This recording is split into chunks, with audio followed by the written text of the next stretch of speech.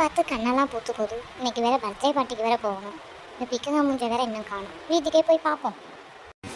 ஆனால் பரபரப்பாக போய் எப்படியாவது பர்த்டே பார்ட்டி கிளப்பி விட்டுருணும்ப்பா. என்ன பண்ணுறது இன்னைக்கு ஒரே கன்ஃபியூஷனாக இருக்கே.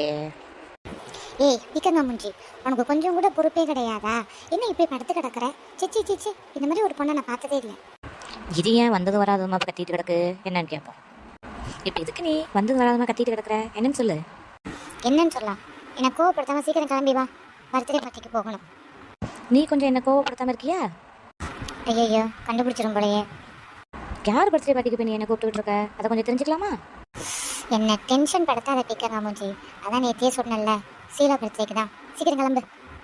என்னால் வர முடியாது, நான் நேத்தியே சொன்னல மூக்கில்லா முடியாமா, அப்புறம் என்ன? கன்வென்ஸ் ஆகாது போலையே. இன்னும் பயிற்சி வேண்டுமோ? சினிமாவுக்கு போகலாம், கிளம்பி வரேன், டிக்கெட்டும் எடுத்துட்டேன், போகலாம்.